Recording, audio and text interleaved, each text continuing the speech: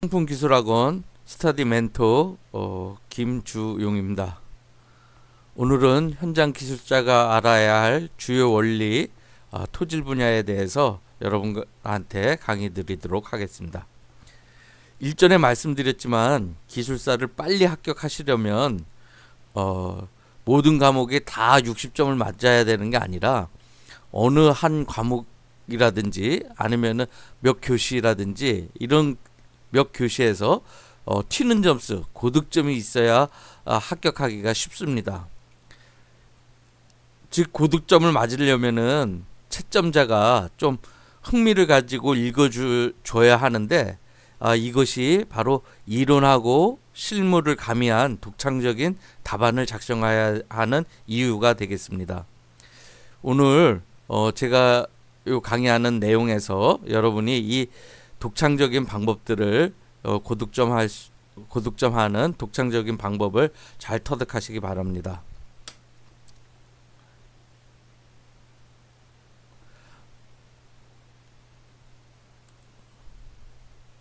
예, 목차로는 흙의 전단 강도부터 터널 붕괴 사례까지 이렇게 있지만은 시간 관계상 요거는 한 전체적으로 한 5시간 이상 강의를 하는 내용들이고 또 꼬리에 꼬리를 물면은 더 길게도 강의하는 내용이기 때문에 오늘은 시간 되는 대로 일부 말씀을 드리도록 하겠습니다. 예, 흙의 전단 강도입니다. 흙은 압축 강도하고 우리 콘크리트 압축 강도가 있지 않습니까? 그리고 철근은 인장 강도가 있지 않습니까? 이런 압축 강도와 인장 강도가 없는 것으로 보고 전단 강도만 고려하기 때문에 흙은 전단 강도가 상당히 중요한 흙의 강도를 대부분을 차지한다고 보시면 됩니다. 전단 강도라는 것은 여러분 가위라든지 아니면은 이런 테이블 위에 어떤 상자를 올려놓고 잡아 당겼을 때 이렇게 움직이는 걸 제 전단이라고 하지 않습니까? 요거를 모아가 요 전단 강도를 이제 정의를 한 게 이런 테이블 위에 상자를 놓고 당겼을 적에 요 힘이 이제 전단 강도가 되겠는데 이렇게 테이블하고 상자하고 본드처럼 붙어 있는 이런 어떤 접착력이 있으면은 요 전단 강도는 세질 겁니다. 여기 뭐 바풀로 붙인 거 하고 아니면 아주 초강력 본드로 붙인 거 하고 이 강도가 틀리지 않습니까? 그리고 또 어떤 성분이 있냐면은 요 강도는 요 본드가 붙어 있지는 않지만은 상자를 하나 올렸을 때 하고 여기 위에다가 하중을 뭐 하나, 두 개 이렇게 세 개, 네 개 올리면 올릴수록 이 잡아당기는 힘이 또 많은 그 응력이 들어갈 겁니다. 그래서 이거를 이제 그 모아라는 분이 이렇게 정의를 해보면은 이제 모아 쿨롱이라는 분이 인데 이건 한 분이 아니라 모아와 쿨롱이라는 분이 이제 전단 강도하고 수직 응력을 이렇게 도표로 나타내 가지고 수직 응력이 증가할수록 이렇게 전단 강도가 증가하지 않습니까? 그래서 이렇게 증가할 때 요 기울기를 우리 파이값 내분 마찰각이라고 정의를 하고 그 다음에 어떤 본드 가치 성분이 절편값 이게 C 성분이라고 점착력이라고 정의를 했습니다. 그래서 요 전단 강도는 C 플러스 시그마 수직 하중분의 탄젠트 파이 요게 아주 그 흙에서는 대표적인 전단 강도의 식이 되겠습니다. 근데 이 C 값이라든지 파이 값은 고유의 값이 아니라 배수 조건이라든지 상대 밀도 뭐 다짐 상태 이런 거에 따라서 이 값이 틀려지게 됩니다. 그래서 요런 C 파이 값은 고유 값은 아니다. 이렇게 아시면 되고 여기에서 이제 안식각이라는 말은 나오는데 안식각이라는 것은 예를 들어서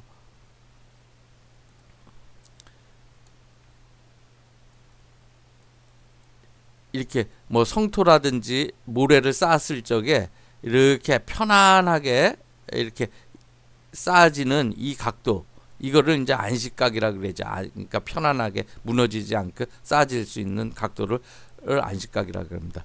그러면은 이제 순수한 모래일 경우에는, 순수하고 건조한 모래일 경우는 이 안식각이 우리가 보통 파이값하고 거의 같게 되겠죠.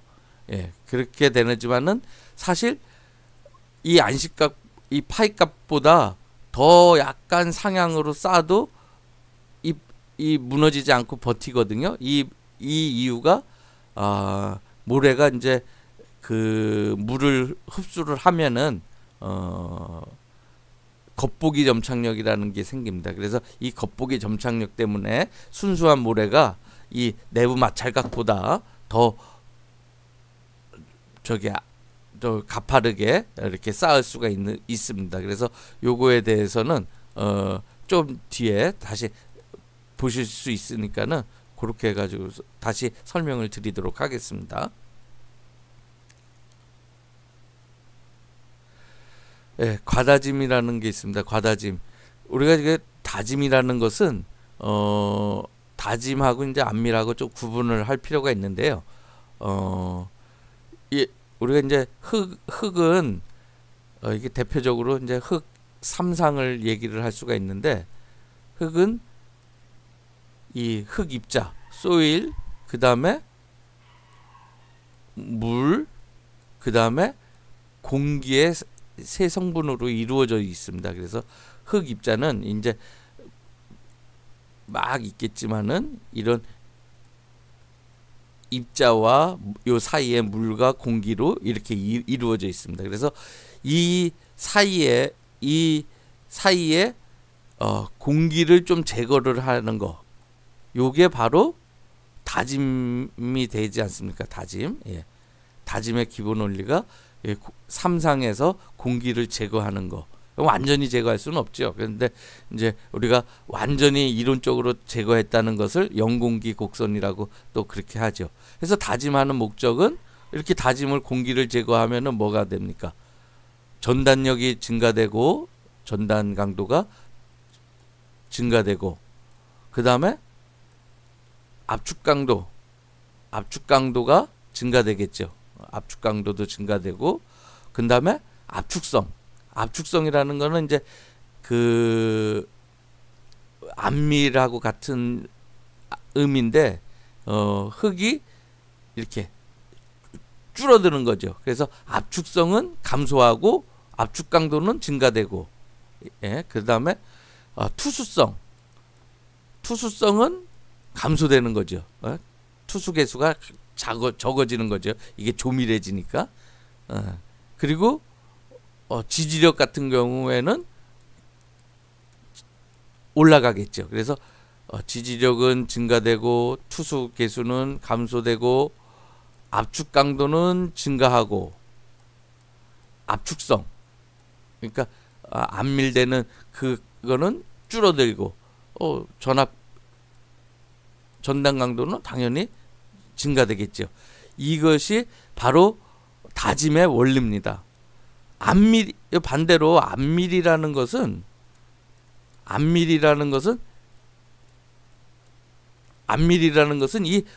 이 삼상 중에 이 물이 아니라 과잉 간극 수압, 이 그냥 간극 수압이 아니라 과잉이 꼭 들어가야 되죠. 그래서 과잉 간극 수압을 소산시키는 겁니다. 그래서 과잉 간극 수압이라는 건 무슨 얘기냐 하면은, 우리가 이 연약 지반이 있으면은 여기에 지하 수위가 보통 이 부분에 지하 수위가 있으면은 여기다가 우리가 뭐 피조콘을 이렇게 꽂으면은 아마 여기까지 물이 찰 겁니다. 그죠? 여기까지 이렇게 피조콘에 물이 이렇게 차겠죠. 이렇게 차는데 여기에 갑작스레 이 점토 같은 연약 지반에 성토를 팍 하게 되면은 이 흙이 얘 하중에 눌려가지고 물이 뿔따구가 나겠죠. 근데 이게 물이 얼로 빠져나가는 구멍이 있으면은 쭉 빠져서 얼른 나가서 다시 요 상태를 유지하겠지만은 이게 빠져나가는 시간이 긴다든지 우리 점토같이 아니면은 연약지방같이 이렇게 길게 되면은 잘 빠져나가지 않으면은 얘가 물이 화가 나죠. 뿔따구가 나가지고서 이렇게 올라오는 거. 요게 바로 요 차이가 과잉간극수압이라는 겁니다. 과잉간극수압. 요 차이가. 그래서 요 연약지방에서 안밀공법을 개량한다 뭐 어쩐다 이러는 것은 요런 과잉간극수압을 소산을 시키는 겁니다. 시간을 두고 천천히 냅둔다든지 아니면 여기다가 무슨 물리적인 하중을 가한다든지 여러 가지 여기 샌드 드레인이라든지 뭐 이런 것들을 통해 가지고 물을 빨리 소산을 시켜서 얘가 여기 있던 수위가 쓱 내려오게 해서 정상 강국수압이 되는 것을 우리는 안밀이라고 그러죠. 그래서 다짐하고 안밀하고는 분명한 차이가 있고 어느 분들은 그래요. 현장에서 예를 들어서 여기 논바닥이라든지 뭐 아니면은 강 근처래 해가지고 지하 수위가 이렇게 높은데 여기다가 무슨 드레인보드라든지 이런 걸 하냐? 계속 물이 여기까지 차 있을 텐데 이거는 이제 그분들이 그냥 과잉간극수압이라는 생각을 몰라서 그렇게 말씀을 하시는 거예요. 그래서 물은 차지만은 이게 화가 난 뿔따구 난 이 힘을 받은 과잉간극수압을 솟아나는 게 안밀의 개념이다. 이렇게 보시면 되겠습니다, 여러분. 예, 그래서 안밀하고 다짐하고 요거를 좀 여러분께서 정확하게 구분하실 필요가 있고요. 또 다짐에 대해서 잠깐 말씀을 드리면은 다짐을 하게 되면은 우리가 이쪽으로 이제 함수비 다짐 곡선이 이제 여기 함수비고 여기가 이제 그 감마 D 해가지고선 여기가 이제 단위 중량이 되지 않습니까? 그래서 요런 형태의 그래프가 하고 우리가 여기를 바로 OMC라고 해서 최적 함수비라고 그러고 그 다음에 이게 이제 영공기 간극 곡선이라고 그러지 않습니까? 그래서 이론적으로 이제 공기가 전혀 없는 상태고 그래서 이 영공기 다짐이 잘 될수록 이 다짐 곡선은 이렇게 영공기 곡선에 붙게 돼 있습니다. 그래서 다짐이 잘 될수록 이 영공기하고 곡선하고 이게 짧아진다 이렇게 생각을 하시면 되고 우리가 이 물은 이제 처음에 뭐 여기 수화 단계, 포화 단계, 윤활 단계 뭐 이렇게 해가지고서 포화 단계까지 가지 않습니까? 그런데 이 건조축은 이렇게 구조를 찾아보면은 우리 까치발처럼 까치집처럼 막 까치집이 그 나뭇가지 같은 거 막 엉켜가지고선 이런 형태의 구조를 가지고 있는데 이걸 면모구조라고 합니다. 면모구조.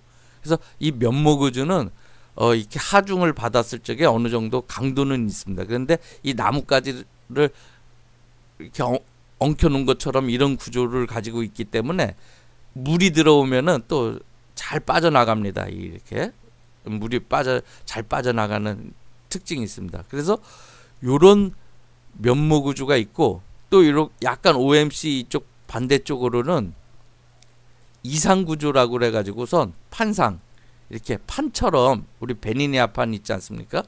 이런 베니니아판처럼 이런 판상구조가 됐습니다. 그래서 이런 판상구조는 여기가 이제 판상구조가 이렇게만 된 게 아니라 또 이렇게도 가고 뭐 이렇게 했겠죠. 그래서 이게 엉성하게 돼 있기 때문에 누르는 힘에는 이게 푹푹 꺼집니다. 그래서 압축성이 좀 많게 되죠.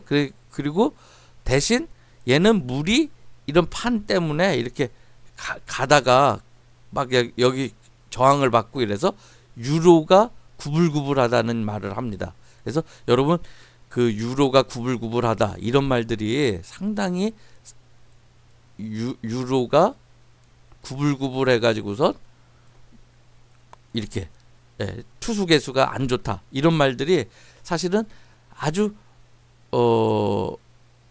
그런 그냥 쉽게 들리지만은 이런 말들이 어떻게 보면은 그 기술자들한테는 상당히 좋은 얘기로 들릴 수가 있습니다. 그래서 좋은 점수를 받을 수 있는 그런 단어가 될 수 있습니다. 그래서 이런 구조를 이상 구조라고 그러고 이런 구조를 면무 구조라고 합니다. 그래서 우리가 도로 쪽에서는 도로의 강도를 위주로 하기 때문에 이런 약간 건조축에서 다져야지 되고, 댐 쪽에서는 투수 개수가 적은 이상 구조의 쪽에서 다져야 됩니다. 그리고 아시다시피 이 다짐 곡선, 다짐에 영향을 미치는 요인 뭐 이런 거 나오지 않습니까? 그 대표적으로 시험에. 그러면은 흙은 점성토일 때는 이렇게 완만하면서 이렇게 밑으로 처지고, 사질토일수록 위로 올라가고요, 그죠? 이렇게 다짐 곡선이. 그리고 다짐 에너지가 적으면은 밑으로 하면서 이 포물성이 완만하지만은 다짐 에너지가 클수록 이렇게 이쪽으로 올라가지 않습니까? 그래서 다짐 에너지 뭐 그 흙의 종류에 따라서 이렇게 또 다짐 곡선이 틀리게 됩니다.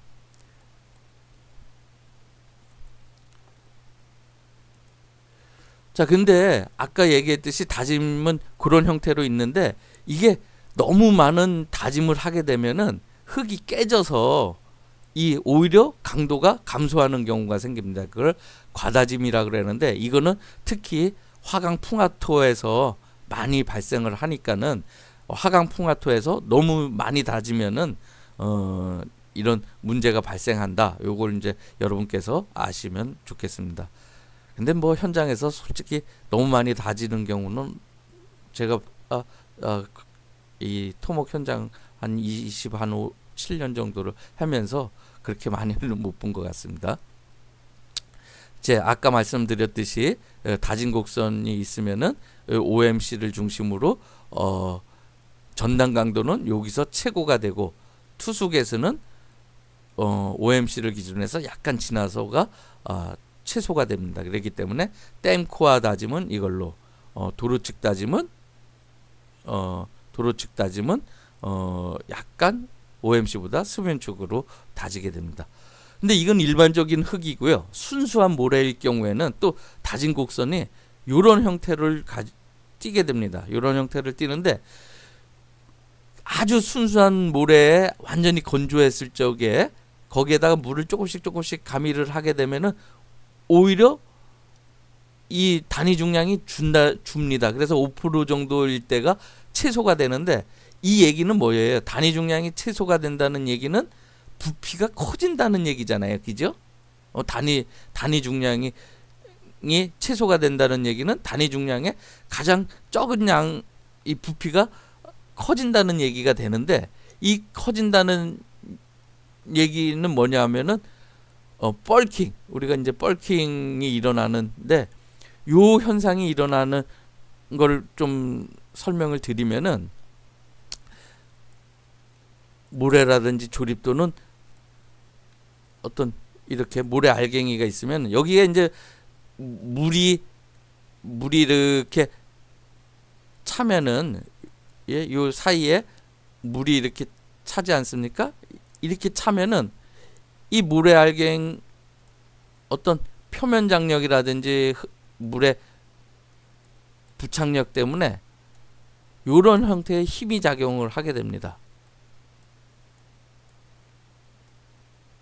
이런 형태의 힘을 작용해서 쉽게 얘기해서 이 토립자는 또 이렇게 당겨지는 형태가 되겠죠. 그래서 이렇게 하면서 물 때문에 이 겉보기 점착력이 생기는 겁니다. 이 겉보기 점착력이. 그리고 최적은 약간 이렇게 커지게 되는 거죠. 그래서 요거를 우리가 겉보기 점착력이라고 그래요. 그래서 순수한 모래일 경우에는 사실 C값이 없지만은 이렇게 물을 먹게 되면은 겉보기 점착력이 생겨가지고서 이 C값이 생깁니다. 그래서 겉보기라는 얘기는 뭐냐면은 있다가 없었다 하는 그런 의미가 되겠습니다. 그래서 겉보기 점착력이라는 것은 있다가 없다. 그래서 완전히 건조했을 적에도 점착력이 안 생기고 또 나중에 물을 너무 많이 줘가지고선 이제 우리 물 다짐하지 않습니까? 모래일 경우에 그렇게 다짐을 하게 되면은 또 겉보기 점착력이 없어지죠. 그래서 이런 겉보기 점착력 때문에 어떤 전단 강도가 증가되는 부분도 있습니다. 그래서 C값이 증가되기 때문에 그래서 우리가 그 백령도에 가면은 활주로가 있는데 그건 모래 백사장에 그 비행기가 뜨고 내릴 수가 있다고 합니다. 그게 무슨 원리냐면은 이런 모래의 겉보기 점착력 때문에 이런 자연 활주로가 생기기도 하고 우리가 콘크리트 배합할 적에 이런 뻘킹 현상 또 겉보기 점착력 이런 것들이 생기기 때문에 어떻습니까?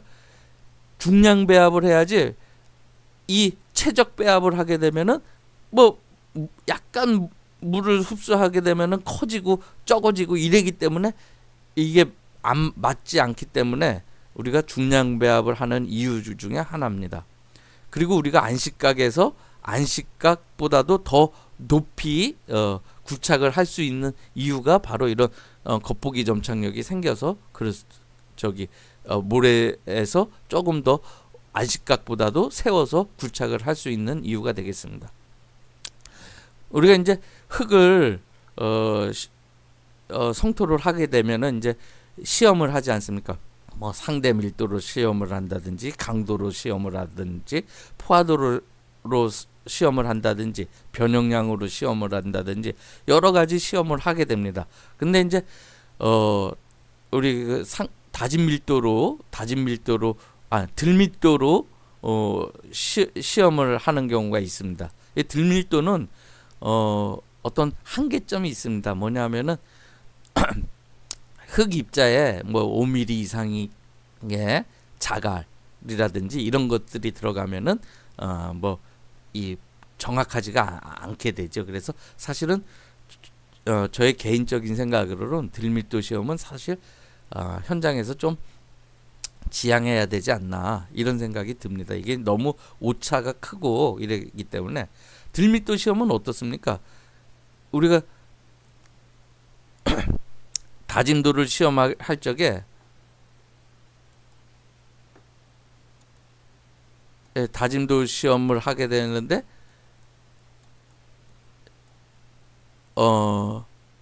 시험실에서 다진 그 단위 중량하고 그 다음에 현장에서 단위 중량을 계산을 해가지고선 우리가 이걸 백분율로 해서 뭐 노체는 뭐 90% 다짐이 돼야지 되고 뭐 노상은 뭐 95% 다짐을 해야지 되고 이렇게 얘기를 하지 않습니까? 이렇게 다짐도를 하는데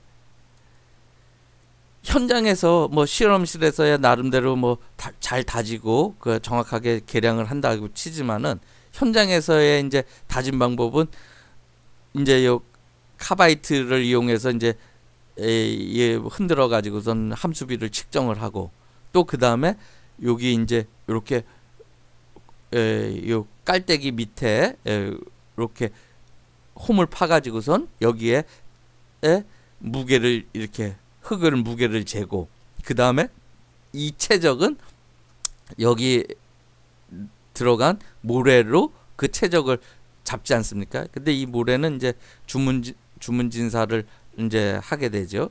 그래서 하게 되는데 이 들밀도 시험은 합격이에요. 아까 얘기했듯이 예를 들어서 단위 중량이 얼마 나와야 되는데 이건데 현장에서 단위 중량이 굉장히 높아요. 높아가지고서 했는데 실질적으로는 뭐 다짐 상태가 안 좋은 경우가 많이 있어요. 이게 이렇게 됐을 때 어떻게 해야 되냐?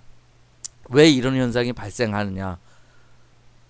이걸 한번 따져볼 필요가 있습니다. 뭐 여기서 다짐 현장에서 그 실험실에서 다짐 시험을 잘못할 수도 있겠지만은 대부분은 현장에서 장난치는 경우가 많은데, 즉 여기서 파낸 흙에다가 살짝 여기서 뭐 조그만 짱돌 하나, 조그만 짱돌이 아니라 뭐 한 뭐 5mm짜리 돌멩이 하나만 넣어도 이 무게는 확 증가되지 않습니까? 그러면은 이 단위 중량이 증가되죠. 여기 보시면 현자 단위 중량이 이렇게 되고, 이 함수비도 이 뭐 카바이트로 해가지고선 하는데 이게 뭐 제가 봤을 땐 그렇게 정확해 보이진 않습니다.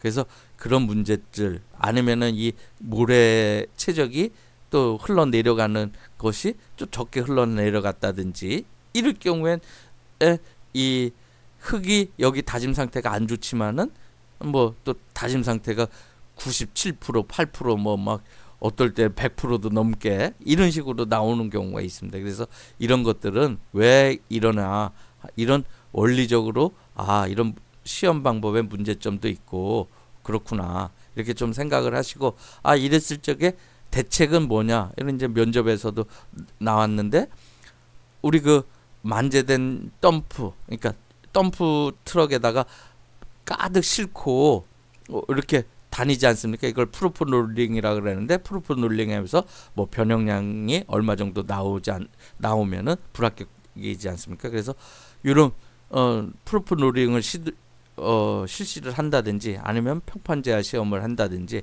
이렇게 해가지고선 우리 그 다짐 관리를 하면은 정확하게 현장에서 다짐 관리가 되겠습니다. 현장에서 그 토질 종류별 공학적 특징인데, 이것도 상당히 또 중요한 얘기인데요. 중요한 얘기가 되겠습니다. 그래서 사질토와 점성토의 특성이라고 여러분 보시면 되겠습니다. 그래서 아까도 얘기했듯이 다진 곡선, 그리고 사질토에서는 진동으로 다진다. 왜?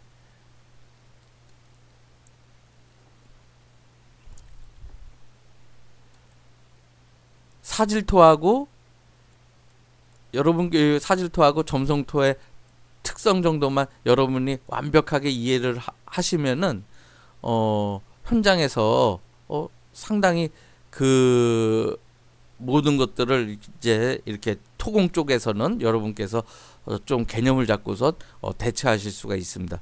사질토는 개념이 뭡니까? 어떤 알갱이 아닙니까? 알갱이, 조립자. 그러면 이 조립자들이 어떤 이렇게 엄물림이 있다든지, 아니면은 마찰이라든지 회전이라든지 이런 거에 의해서 얘는 힘을 저항을 받습니다. 엄물림, 마찰, 그 다음에 뭐 그 입자 간의 어떤 이 충격, 뭐 이런 것로 얘는 힘을 받습니다. 전단 강도를 발휘하지 않습니까? 그래서 얘는 마찰각, 파이가 중요하죠, 그죠? 파이 값이. 근데 이 파이 값은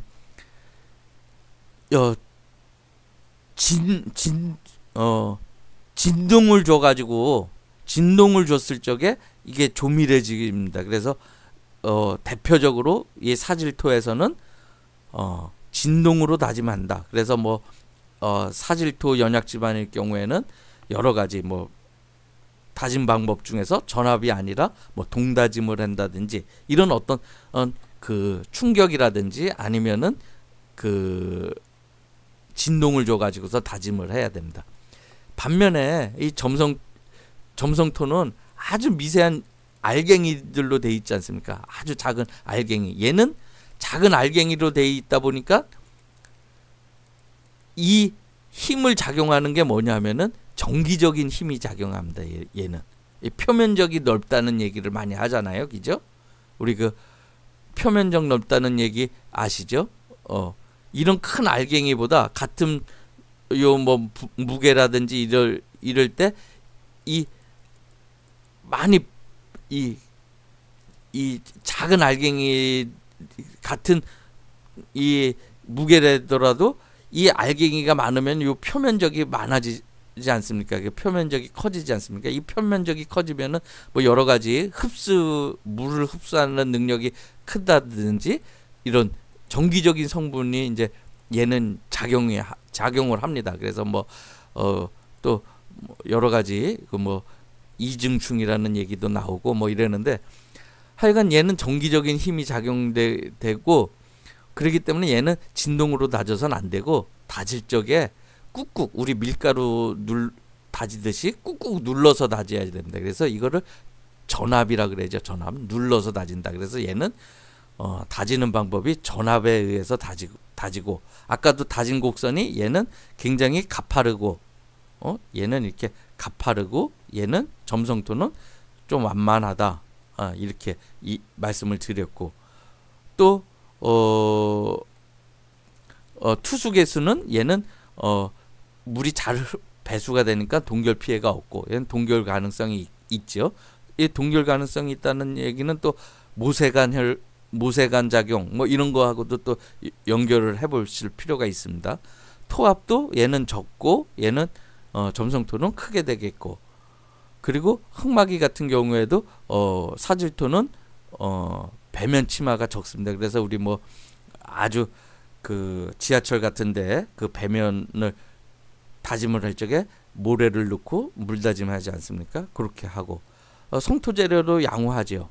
근데 성토 재료로 양호하지만은 또 법면 쪽에서는 또 물에 의해서 새굴이 많이 되니까 그러니까 이거는 대규모 파괴는 아니지만 물에 의한 새굴이 많이 되니까 이렇게 법면보를 좀 식생 같은 거를 빨리 해야지 됩니다. 그 반면에 이제 성토 재료로서는 그 점성토는 불량하겠죠. 그래서 여러분 그 현장에서 이건 이제 그 여러분 그 팁인데 현장에서 비가 온 다음 날 이렇게 보시면은 현장에서 이제 신발 신고 다니고 뭐 이렇게 했을 적에 그 사무실이 좀 지저분하다. 비 온 다음 날이라든지 비 오는 날이라든지 이럴 때는 우리 현장은 좀 점성토가 많은 현장이구나 이렇게 생각하시면 되고 비가 온 뭐 날이라든지 비 온 다음 날이라든지 이럴 적에도 별로 뭐 이렇게 큰 차이 없다든지 이러면 우리 현장은 좀 사질토가 많구나. 이렇게 이제 그 관리하는 그 일하는 사람들이 현장을 밟고 다녔을 적에 점성토일 경우에는 그런 흙들이 찐덕찐덕하게 해서 붙어서 들어오고 이런 걸 보시면은 현장의 토질이 어떤 쪽에 속하는구나 또 알 수 있고 또 사질토인 현장은 막 집중 강우가 올 때 무너질 확률이 많습니다. 얘는 집중 강우가 올 때 무너질 확률이 많은 반면에 이 점성토는 집중 강우가 올 때 예를 들어서 사면이 번면이 이렇게 있으면은 이 점성토는 투수 개수가 낮기 때문에 물이 오면은 그냥 이렇게 흘러내리지 않습니까? 여기가 예를 들어서 점토로 꽉 우리 논바닥 점토처럼 돼 있으면은 막 비가 많이 와도 그냥 이렇게 흘러서 내려가기 때문에 바로 무너지진 않습니다. 그런데 얘는 적은 비라도 그렇게 계속 오게 될 경우 적은 비가 계속 오게 되면은 여기 이렇게 지하 수위가 올라가 가지고서 이렇게 무너지는 경우가 생깁니다. 이게 뭐 포행이라고 그럴 수도 있고 이런 현상이 되는데 사질토는 산사태처럼 급작스럽게 일어난다. 그래서 뭐 랜드 슬라이드라 그러고 점성토는 랜드 크리프라 그러지 않습니까?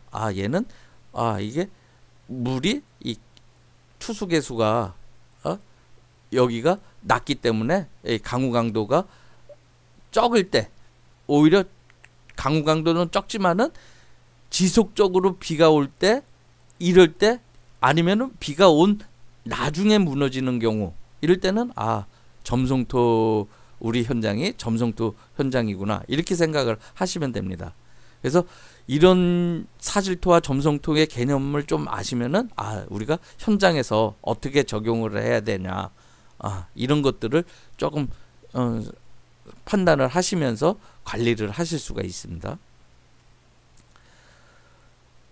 이제 그 옹벽에 작용하는 주동토합인데 주동토합이라는 것은 이렇게 뒤에서 미는 거고 수동토합은 앞에서 이렇게 미는 거기 때문에 이 주동토합이 어떻게 변화하느냐 건조시 때 여기 이제 예를 들어서 조건이 이런 조건일 때 건조할 때 수중일 때 포화가 됐을 때 또 우리가 경사 배수를 했을 때, 연직 배수를 했을 때 이렇게 한번 이 같은 조건을 놓고 계산을 해봤습니다. 그랬을 때 이 건조할 때를 1로 봤을 때 완전히 포화될 경우에 약 2.7배의 어떤 주동 토합을 받게 됩니다. 그래서 건조할 때는 멀쩡하다가 비가 와서 포화가 됐을 때 무너지게 되는 경우가 생기죠. 그래서 옹벽에 우리 배수구를 잘 해야 된다. 잘 배치를 해야 된다. 배수구가 막히지 않게 해야 된다. 근데 배수로는 연직 배수, 뭐 경사 배수, 뭐 수평 배수, 뭐 여러 종류가 있는데 경사 배수가 가장 유리하다.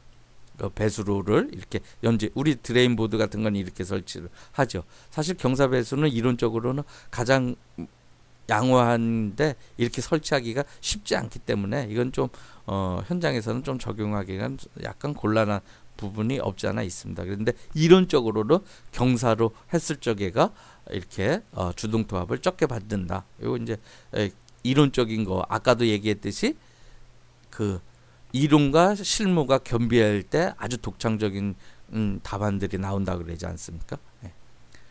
이것도 마찬가지입니다. 옹벽에 작용하는 이 토합의 차이인데 이렇게 하향 경사가 졌을 적에가 이 토합이 적게 받습니다. 반대로 상향 경사를 졌을 적에 토합을 많게 받습니다. 그래서 이것도 어떻게 보면 약간 이론적인 부분인데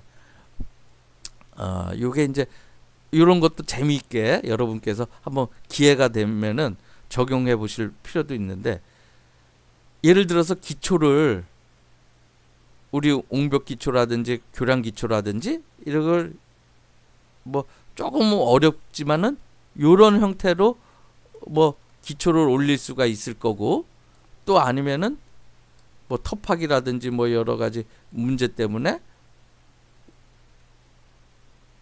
요런 형태로 뭐 옹벽이라든지 기초를 올릴 수가 있습니다. 이제 여기가 예를 들어서 집안이라고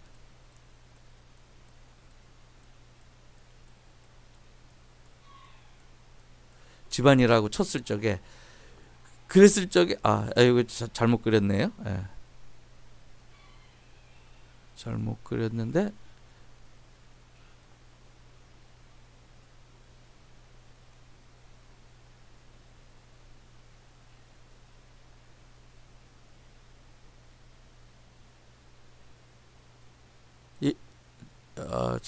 잘못 그렸는데 반대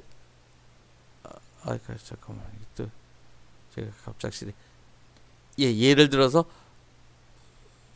기초 형태를 이 두 가지 기초 형태를 봤을 적에 여기에 토합이 걸리는 게 어떤 게 많이 걸리겠냐, 요 얘기입니다. 그래서 요것보다는 요 형태의 기초보다는 요 형태의 기초가 토합이 적게 받게 된다. 이런 원리가 되겠죠. 그래서 이런 것들 뭐 그래서 예를 들어서 옹벽에서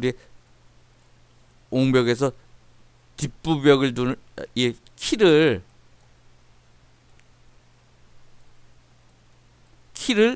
이걸 뒤쪽에다 두느냐 앞쪽에다 두느냐에 따라서 또 주동 토합이라든지 이런 게 틀리지 않습니까? 그래서 유리한 위치는 될 수 있는 대로 뒤쪽에다가 두는 게 유리하죠. 이렇게 뒤쪽에다가 두는 게, 왜냐하면은 얘가 이 부분을 긁고 가기 때문에 이 키를 뒤쪽에다 설치하는 게 좋습니다. 근데 또 맨 뒤쪽에다 설치하게 되면은 토합이 또 요만큼의 토합을 받던 것이 요렇게 설치를 하면서 또 토합이 이렇게 커질 수가 있는 부분이 있지 않습니까? 그래서 이거는 되도록이면 요만큼 이렇게 떨어져서 최소한 여기서부터 이렇게 설치하는 것이 유리하는, 또 옹벽하고도 같이 연결을 해서 보시면은 좀 이해하기가 쉽습니다. 예, 그런 의미에서 토합의 차이고요. 사면 안전성 평가에 대해서는 이제 우리가 모든 파괴는 응력과 강도를 기준으로 해서 보는데, 응력이 강도를 초과할 경우에는 파괴가 일어나지 않습니까? 그죠? 그래서 응력이라는 건 뭐냐 하면은, 예를 들어서 제가 50kg를 들 수 있는 힘이 있다. 이럴 경우에 50kg를 들 수 있는 걸 강도라고 합니다.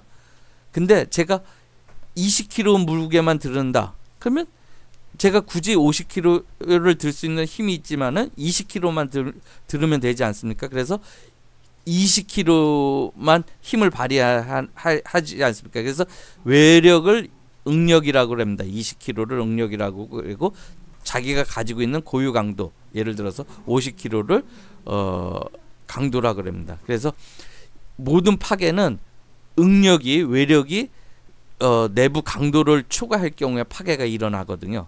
그리고 안전율이라는 것을 우리가 강도를 몇 배를 잡아주느냐 이렇게 해야죠. 그래서 안전율은 사실 이 활동력하고 저항력의 차이인데, 우리가 불안할수록 안전율을 뭐 3호를 넣을 수가 있고, 또 우리가 정확하게 판단을 하고 하면은 1.5를 할 수도 있고, 뭐 이렇게 합니다. 그래서 이 전단 강도가 증가되는 요인, 감소되는 요인, 이렇게 여러분께서 저기